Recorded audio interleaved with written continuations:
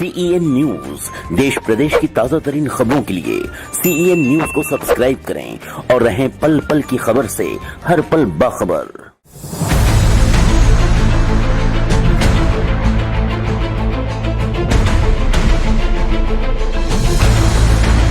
कर्नाटक से शुरू हुआ हिजाब का विवाद महाराष्ट्र में भी फैलता जा रहा है। बीड, मुंबई और पुणे के बाद गुरुवार शाम हजारों की संख्या में मुस्लिम महिलाओं ने नासिक के मालेगांव में प्रोटेस्ट किया।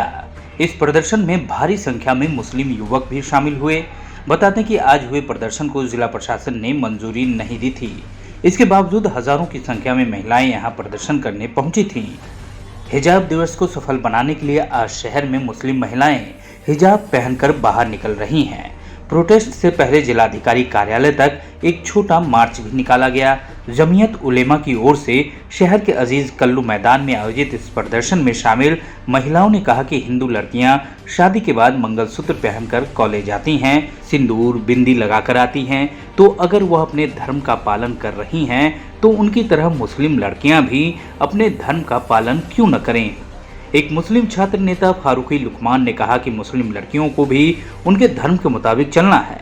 प्रदर्शन में शामिल मौलाना मुफ्ती मोहम्मद इस्माइल ने कानून और धर्म के मुद्दे पर उपदेश दिया। उन्होंने कहा कि भारतीय संविधान प्रत्येक नागरिक को अपने धर्म का पालन करने का अधिकार देता है। इसके अनुसार मुस्लिम महिलाओं को हिजाब बुर्का पहनने का संवैधानिक अधिकार है। बुल्ढाना जिले में भी आंदोलन की संभावना को देखते हुए जिला प्रशासन ने धारा 144 लगा दी है। आज शहर में होने वाली सभी रैलियों, प्रदर्शन और आंदोलन को रद्द कर दिया गया है।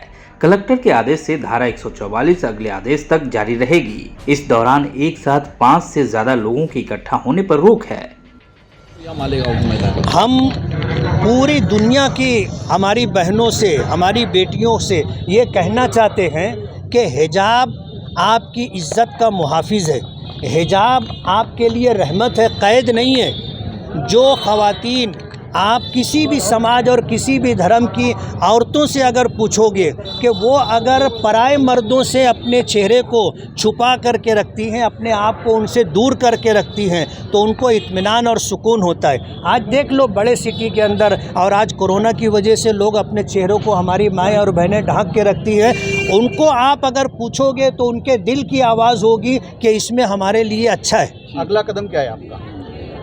हमारा अगला कदम ये है, अभी हमने मस्जिद से आह्वान किया है कि हर मर्द अपनी बहन, बेटी, अपनी बीवी और माँ को इस बात का एहसास दिलाए कि तुम्हारा ताल्लुक़ सिन्फ़ नाजुक से है। तुम औरतें हो, लोगों की निगाहें अच्छी नहीं है, लोगों की सोच अच्छी नहीं है, तो पराए मर्दों से दूरी बना करके रखें। पराए मर्दों की नज़र आपके जिस्म पर, आपके चेहरे पर ऐसे ना पड़े जिसकी वजह से हमारी तहज़ीब और कल्चर बिगड़े।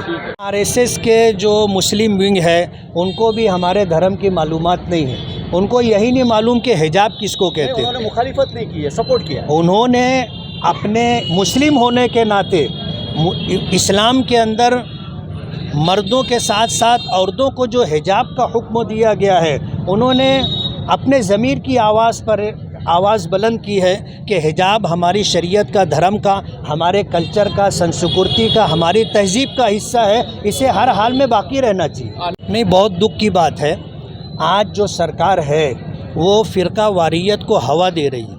अंग्रेज़ों ने जिस तरह लड़ाओ और हुकूमत करो पॉलिसी बनाई थी, आज की मौजूदा सरकार भी वही पॉलिसी पर चल रही है कि हिंदुओं और मुसलमानों के दरमियान, अक़लियत और अक्सरियत के दरमियान दूरी पैदा करके इस मुल्क पर हुकूमत करने का उनका प्रोग्राम है।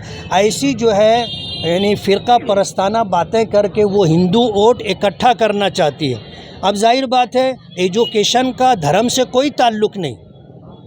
अगर एजुकेशन की लाइन से कॉलेजों के अंदर अगर जय राम की अगर आवाज़ उठती है, अल्लाह अकबर की आवाज़ उठती है, तो ये देश के लिए और देशवासियों के लिए अच्छी बात नहीं। हमने आज शुक्रवार को हिजाब डे मनाने का फ़ैसला लिया था, और उसका बैकग्राउंड ये है कि हमने हमारे शहर की तमाम मुस्लिम औरतों को ये पैगाम दिया है कि वो अपने घरों में रहें, और अगर घर से उनको निकलना है तो हिजाब के साथ निकलें। मैं आपको ये बताना चाहता हूँ कि हिजाब का मतलब ये है कि इंसान दूसरी मखलूक़ात के मुकाबले में अलग है। दुनिया में जितनी भी मखलूक़ात है इंसान के अलावा सब बगैर कपड़े के रहते, लेकिन एक इंसान ऐसा है कि वो कपड़ों के साथ रहता है। और हिजाब का मतलब ये है कि हमारे जिस्म का नशेब व फराज, जिस्म की साख्त कि जिस्म हमारा कैसा है, कमर कितनी है, सीना कितना है, कंधा कितना है, ये सारी चीज़ ढकी रहे इस तरह कि देखने वाले को पता ना चले कि इसका जिस्म कैसा है, इसको कहते हैं हिजाब।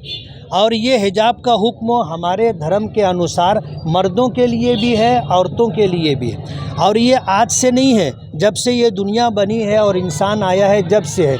यही वजह है कि आप इस्लाम धर्म को नहीं मानते, लेकिन आपने भी कपड़े पहन रखे। हम मुसलमान हैं, हम भी कपड़े पहन करके रखें। हम अपने पूरे जिस्म को कपड़ों से ढाक करके रखते हैं, इसको हिजाब कहते हैं। हमने अपनी माँओं और बहनों के लिए हमारी शरीयत के अनुसार हमने ये कहा है कि अपना चेहरा भी ढांक करके रखें। ज़माना अच्छा नहीं है, लोगों की सोच ख़राब हो चुकी है और लोग पराई बहन बेटियों को गलत निगाहों से देखते हैं। हमारे धर्म ने आज से नहीं 1400 साल पहले ये हुक्म दिया कि मुसलमान औरतें अपने चेहरे को ढांक करके रखें। हमारा ऐसा मानना है कि हमारी जो संस्कृति है और हमारा जो कल्चर है उसमें हमारे लिए धर्म ज़रूरी है, धर्म का पालन ज़रूरी है और देश की तरक्की के लिए और अपने विकास के लिए एजुकेशन ज़रूरी है। दोनों चीज़ें हमारे लिए ज़रूरी हैं। और अगर आज कर्नाटक सरकार ये कहती है कि एजुकेशन ज़रूरी है, हिजाब ज़रूरी नहीं है, तो वो अपने जो स्टेट में रहने वाले मर्दों को, औरतों को कहें कि भाई हिजाब आप छोड़ दो, कपड़े उतार दो, जानवरों की तरह बगैर कपड़े के रहो।